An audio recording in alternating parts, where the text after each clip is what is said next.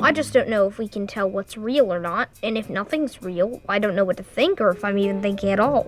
Welcome to Watch Mojo, and today we're counting down our picks for the events, plot points, and character developments on young Sheldon that made us question the Big Bang Theory's Sheldon's eidetic memory. Plot points of both series will be discussed, so consider this your spoiler warning. So, he was your best friend growing up? Yes.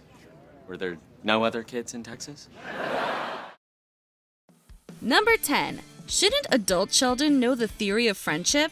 In season 2 of The Big Bang Theory, Sheldon goes out of his way to learn how to make friends so he can ask Barry Kripke for a favor. When his current friends prove unhelpful, he goes to a bookshop where he's directed to the kids section. But hang on, hasn't he already researched this before? You do bring up an interesting point. I don't have to break new ground here. I'm sure much of the research already exists. In the second episode of Young Sheldon, fueled by his mother's concern about his lack of friends, Sheldon checks out how to win friends and influence people. This might do it.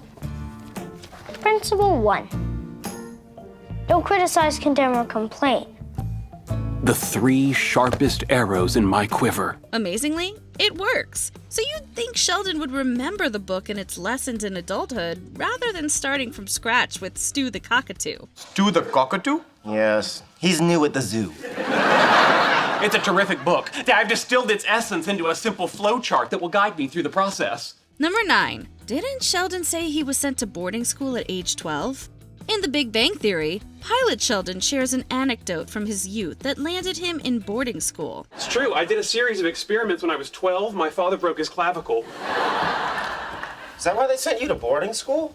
No, that was a result of my work with lasers. Now, if Sheldon says he was about 12 at the time, that very much falls within the young Sheldon time frame. Yet the closest we see Sheldon sent away for school is when he moves to Dallas to attend a facility for gifted children. But that doesn't last long, and it happens in season 1, so before he's 12. But eventually I did drift off. Haunted by the memory, the 3 of us, gathered around the piano, singing hippie folk music. It's unusual for Sheldon to misremember things, so maybe the distress of being out of his comfort zone made him convince himself he was sent away as punishment. I'm going to Dallas to get Sheldon. Really? Yeah, really. What about this being a great opportunity for him? Y'all want me to go or not? Yes, and hurry up! However, this still doesn't clarify the age discrepancy. Number 8. When did Mary and Sheldon's relationship change?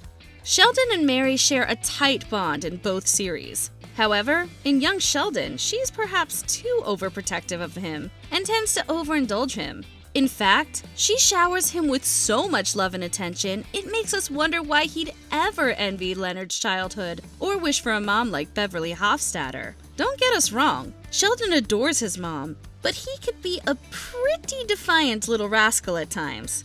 Yet, somewhere down the line, things shifted. Adult Sheldon is still somewhat inclined to sass his mom, but he's also far more obedient now. Men are going to be interested in her.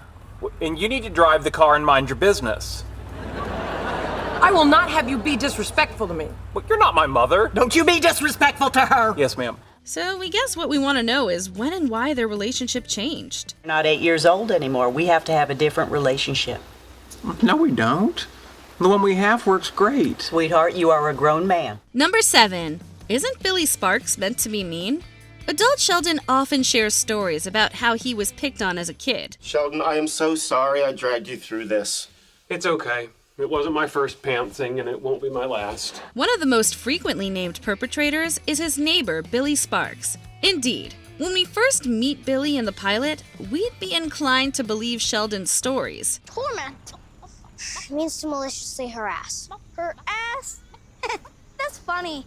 Well, this was nice. Hey, doofus!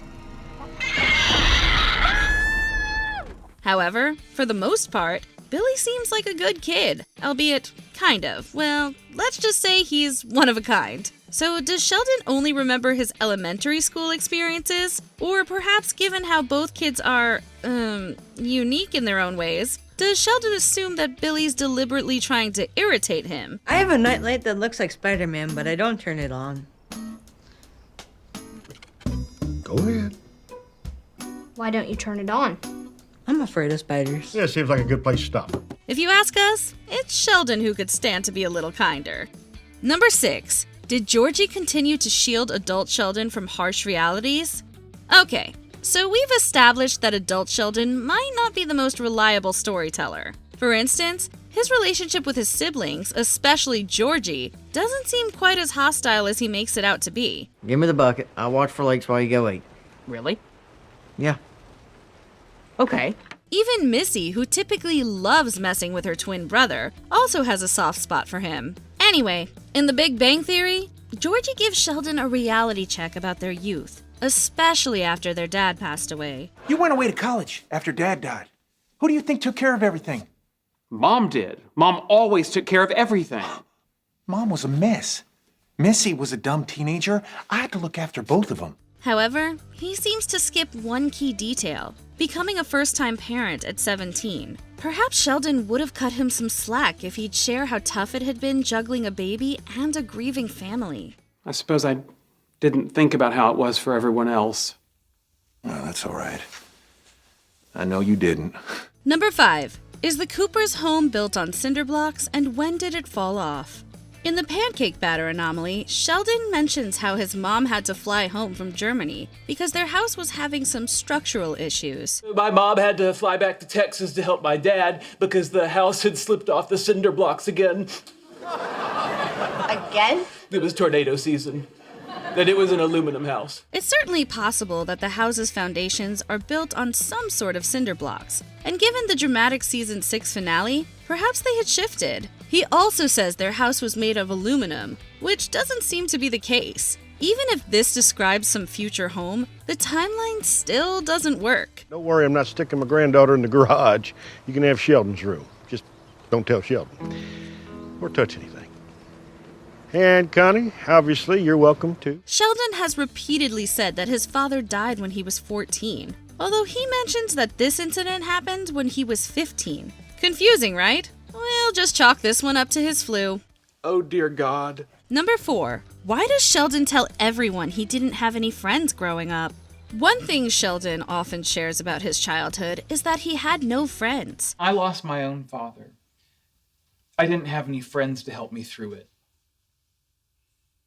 You do. However, as we saw earlier, that isn't strictly true. For one thing, just 2 episodes into young Sheldon, he befriends Tam, and the two often hang out while Sheldon's in high school. Of course, we know they eventually lose touch/fall out, depending on who you ask. It's been a long time.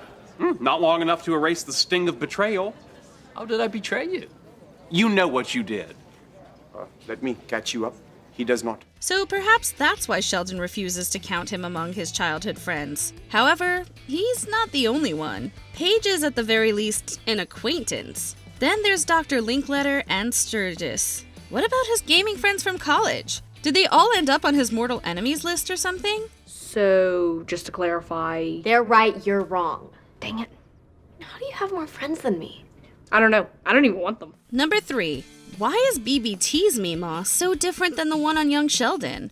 Sheldon often talks about his Mima throughout The Big Bang Theory. She calls me moon pie because I'm nummy and she could just eat me up. However, we only meet her about midway through season 9 for the first time. She's a sweet but conservative woman who's incredibly overprotective of her moon pie. I have a relationship and a full-time career too.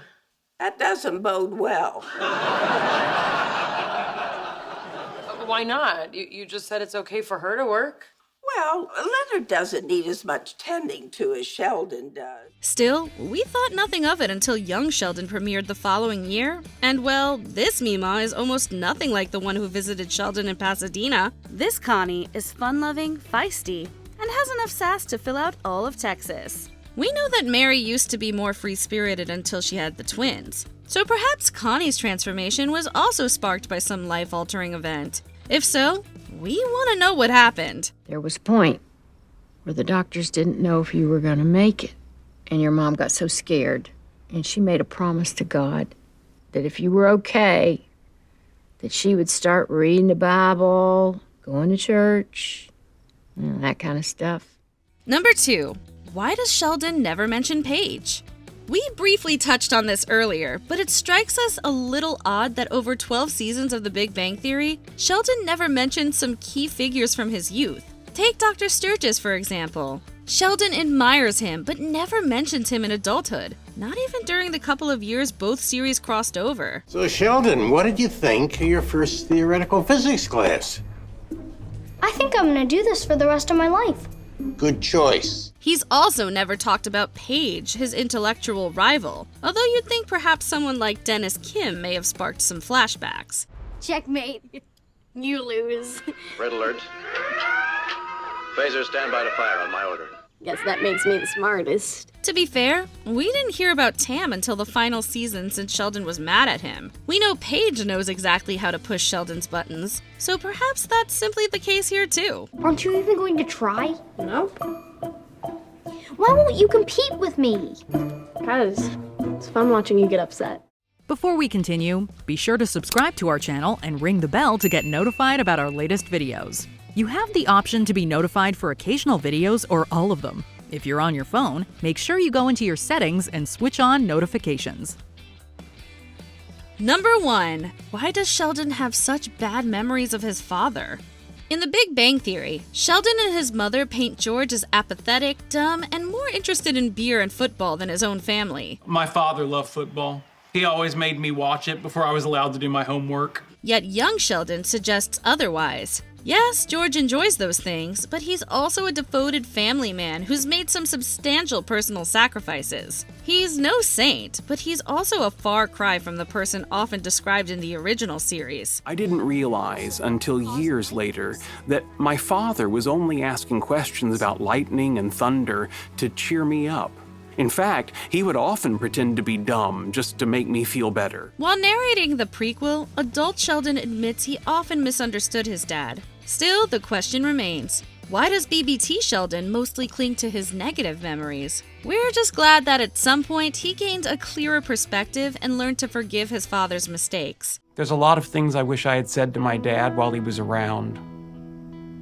That I appreciated him. That I loved him.